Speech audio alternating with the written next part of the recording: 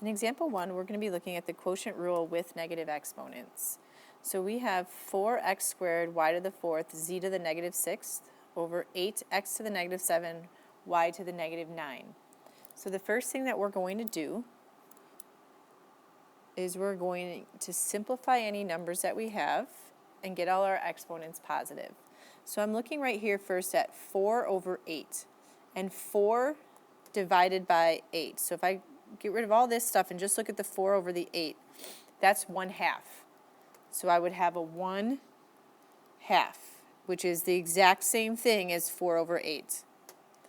Then if we take a look at each individual base with its exponent, we can decide whether it stays or moves. This x to the second, since that's a positive 2 exponent, x to the second stays on the top. Y to the 4th, 4 is a positive exponent, so y to the 4th stays on the top.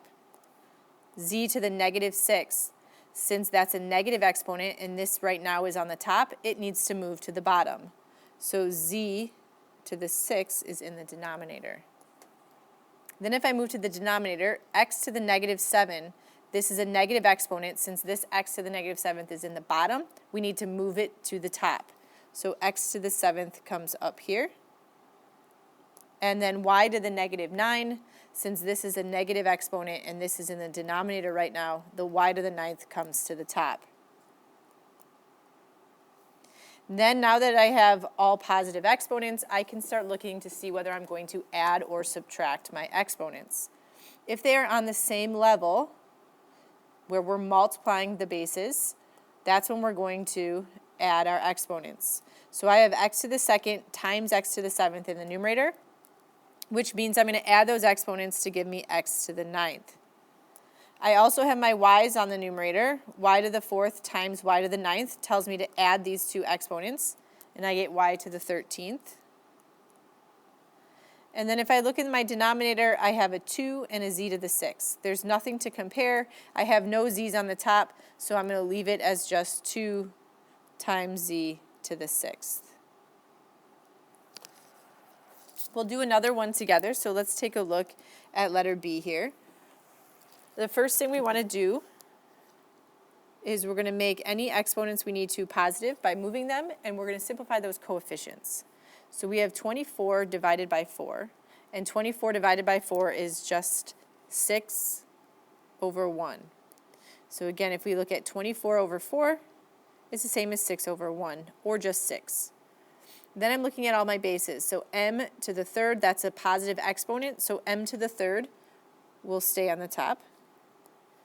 Then I have n to the negative 8. Since that's a negative exponent, the n needs to move to the bottom.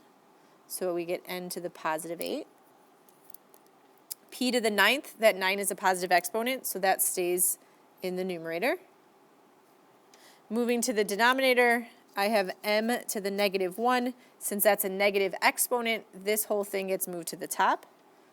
So I have m to the 1st. And then finally, I have p to the negative 7. Since that's a negative exponent, that also gets moved to the numerator. Then from here, I look to simplify and combine my bases. So my 6 is going to stay here on the top. And then I have an m to the 3rd times m to the 1st. So I'll be adding these two together to give me m to the 4th. And then I have my p to the 9th and p to the 7th. Since these are being multiplied, I'm going to add these exponents to give me p to the 16th. And then looking at my denominator, I have 1 times n to the 8th, which is just n to the 8th. Next, I would like you to do the try this, so you can go ahead and pause it now and unpause it when you're ready to check both answers.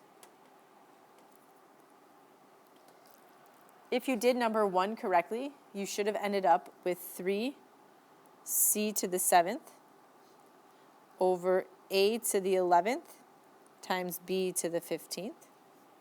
And if you did number 2 correctly, you should have ended up with n to the 9th over m to the 8th times p to the 8th. If you have questions on either one of these, please let me know.